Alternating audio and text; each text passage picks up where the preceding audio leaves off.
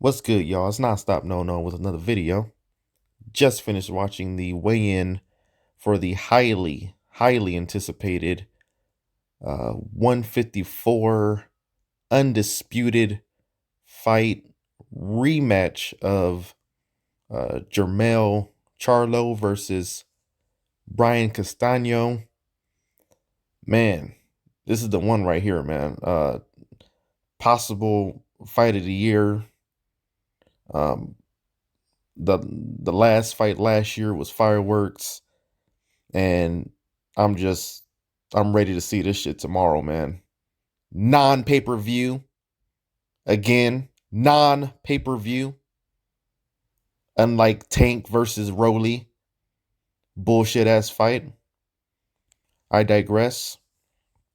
Um, let's go with the weigh-in, shall we? Uh, so Jerome Boots Ennis for the co-main event versus Clayton Payton or something like that. Some Clayton from Canada. He looks like maybe like Haitian, Jamaican descent or something like that. Excuse me if I'm wrong. My apologies. 2012 Canadian Olympian. He went up in there on the weight, and I never seen this dude fight, this Clayton guy, but he looks ripped and ready to go. uh, Boots went on the scale, obviously ripped and ready to go. When they did their face to face, it was apparent, obviously, that Boots is just taller and bigger than this Clayton guy. So I'm pretty sure we'll be seeing Boots using his physical attributes. Putting that guy in the end of his stick, end of his jab.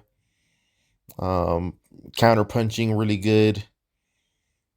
And I don't know about this guy, man. His look saying is like he's there to fight and not to lay down. So this co-main might be a a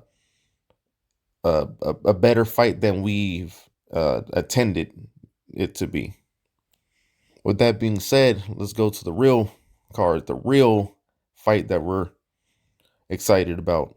I'm definitely excited about Jermell, Charlo, and Brian Castaño. Brian Castaño uh, gets on the scale first.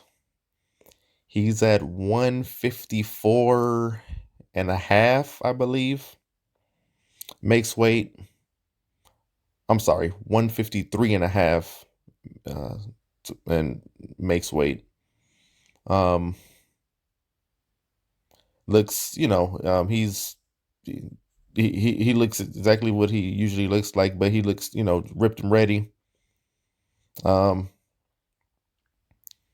the Argentine fans was out there for him doing the drums stuff, which I liked, to be honest. All the drums and shit in the background, so that was great. Another thing that I liked too is that when Jermell came in with the American flag, um, you know, on him, he was waving it, stuff like that. That was great. Show some nationalistic pride, man.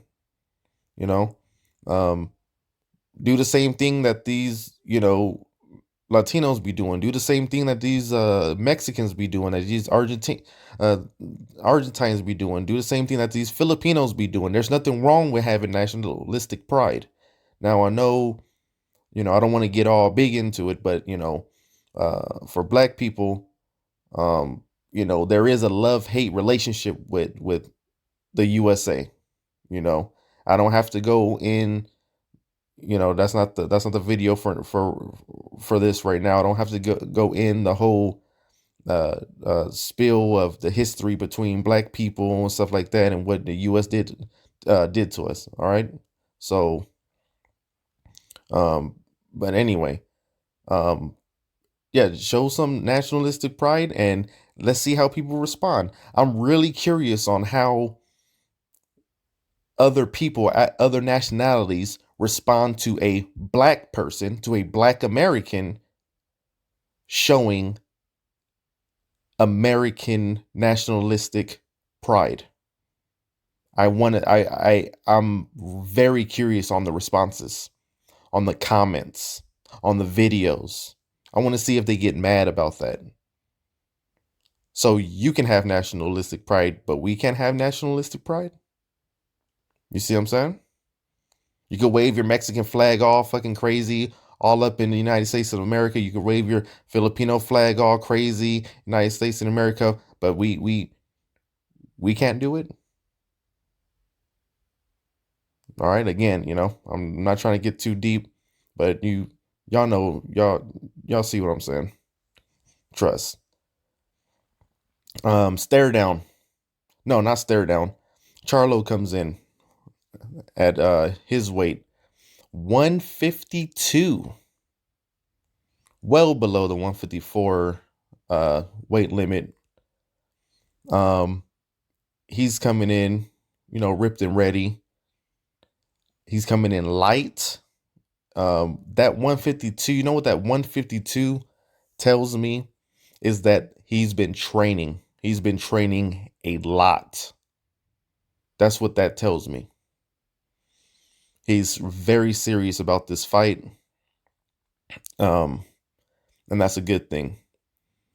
Let's go to the face-off. Face-off was very intense. Great face-off. You know how intense, the Charlos get and stuff like that. Castaño, obviously unwavered, giving the same energy back. Got the crowd shouting USA, USA. Got the other ones with, ole, ole, ole, ole. With the Argentines and stuff like that, with the drums and stuff. It was just a really good atmosphere that that I was looking at. It was great. And then they had intense stare down and until somebody look the other way or whatever. Don't really pay attention. I really don't pay attention into stuff like that because it just depends on who it is. We know Brian Castaño is not no chump. You know what I mean? They already fought before, so he don't need to stare him down until he moves. He knows what he needs to do for his game plan, and Jermell knows what to do. Well, what he needs to do with his game plan. Speaking of game plans, let's go to my prediction. This is a very, very competitive fight. Two top tier 154 guys. Both of them been there, done that, and obviously both of them fought each other before. So they know their tendencies. This is going to be round 13 for them, not round 1. Okay?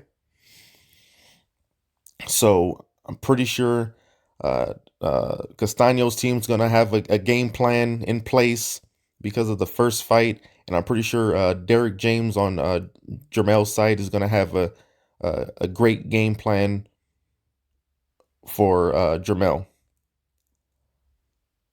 Prediction, Jermell by stoppage in the later rounds. I don't know what rounds, but it's going to be the second half of the rounds. I mean, the second half of the fight. We've seen this before with Jermell versus Tony Harrison. Tony Harrison beat him the first time, then had the rematch. I was there at the rematch. That was actually my last fight that I went to live, was the Tony Harrison versus Jermell Charlo rematch at in Ontario, in Cali at the Toyota Arena. Great fight all the way into the end when Charlo stopped Tony Harrison. Action packed throughout, stuff like that.